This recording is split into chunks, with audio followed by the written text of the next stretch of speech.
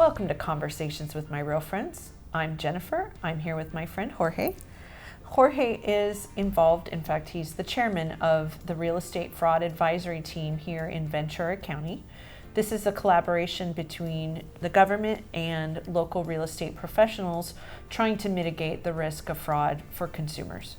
So what do you recommend, Jorge, if you're a consumer, a buyer, seller involved in real estate? What can they do to minimize their risk of being a victim of real estate fraud? Well, there's different aspects. Let's start out being if you are a buyer, for example.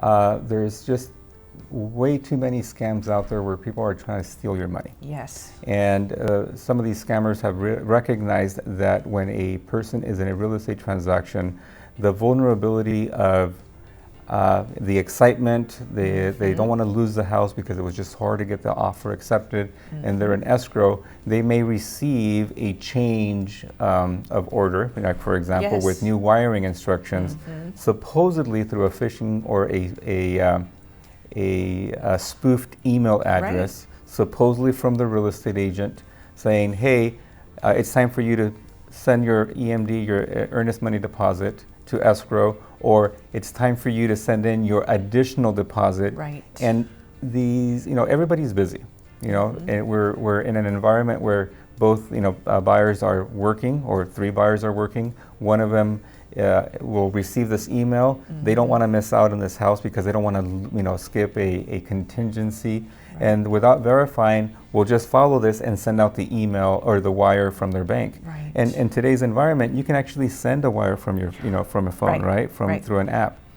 And instead of, before we would go into the bank and say, here's the wiring instructions, and they will 20 question you, are you sure? Right. And we're so busy that we don't take the time to email or call or verify, right? So that's one. Two. So pay attention to the communications and make sure you're verifying before you send any money. Right. I agree. Right. So that's one. Two. The other scam that we're seeing is that where people, so it's very common nowadays that somebody will set the property in a family trust, right? A family trust has, there's, for some people it's they want to be anonymous, or they do it for estate planning, right? Right. The most recent one that I saw was based out of Los Angeles. I had the opportunity to collaborate with the attorney representing the estate that was damaged in this scenario. Yes. Somebody went in and filed a modification of the family trust, inserted their name, and they became supposedly a co-trustee. Oh, wow. Right? Well, they borrowed money against the property. It was not a lot, but still $400,000. Yeah. The property went into foreclosure because those folks did not make the monthly payment. Right. No surprise. Yeah. And you start doing the paperwork. Well, there was a couple of things that they did. Like, for example, they recognized the opportunity the property was vacant, right? So the first thing is, if you do have property ownership in that property, let's say that the original trustees passed away, ensure that you are doing maintenance on the property so it doesn't come out as being vacant, right? A simple search can tell you, oh, the property is in a family trust. Oh, the address, the forwarding address is not even local. Right. Let's figure out a way to be able to and it's very simple. It takes a fraudulent notary. Right. It takes a fraudulent lender. It takes a fraudulent, very simple. All these individuals that are not necessarily interested in somebody's well-being, they can easily go in, change a couple of pieces of paperwork, get the loan, foreclose the property, and then the property may be lost. All right. The other one that we're seeing a lot is if you own vacant property, you may not necessarily go visit your property out there in the middle of the desert or here in the mountains and so forth. Right. The next thing you know, you're not the owner of the property.